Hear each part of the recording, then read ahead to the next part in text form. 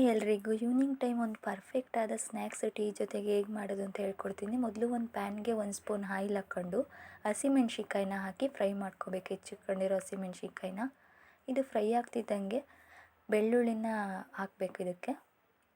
ಇದೆರಡು ಫ್ರೈ ಆಗಿದ ನಂತರ ಗ್ಯಾಸ್ನ ಆಫ್ ಮಾಡಿಕೊಂಡು ರುಚಿಗೆ ತಕ್ಕಷ್ಟು ಉಪ್ಪು, ಸಣ್ಣುಪ್ಪು ಅರ್ಧ ಸ್ಪೂನು, ಅರಿಶಿಣ ಪುಡಿ ಒಂದು ಅರ್ಧ ಸ್ಪೂನು, ಅಚ್ಕಾರದ ಪುಡಿ ಅರ್ಧ ಸ್ಪೂನ್ ಹಾಕಿ ನೀಟಾಗಿ ಮಿಕ್ಸ್ ಮಾಡ್ಕೋಬೇಕು.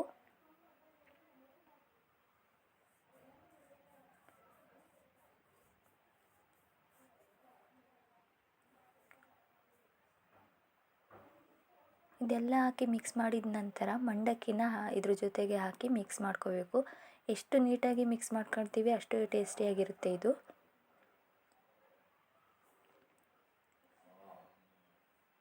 ನೀಟಾಗಿ ಕಲಿಸ್ಕೊಂಡಿದ್ದು ಆ ಥರ ಈ ರೀತಿಯಾಗಿ ರೆಡಿಯಾಗಿದೆ. ಇದಕ್ಕೆ ಸ್ವಲ್ಪ ಮಿಕ್ಸ್ಚರ್ ಖಾರನ ಹಾಕ್ಕೋಬೋದು, ಇದು ಆಪ್ಷನಲ್ ಇರುತ್ತೆ.